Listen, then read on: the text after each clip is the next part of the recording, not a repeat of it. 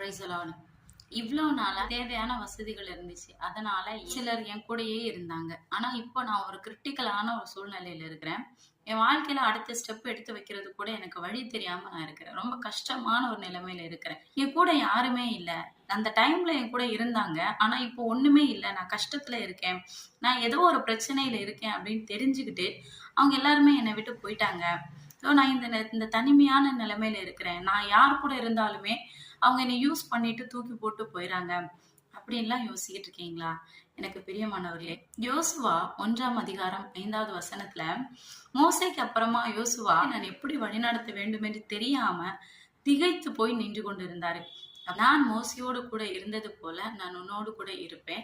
நான் உன்னை விட்டு விலகுவதும் இல்லை, உன்னை கைவிடுவதும் இல்லைன்னு சொன்னாரு.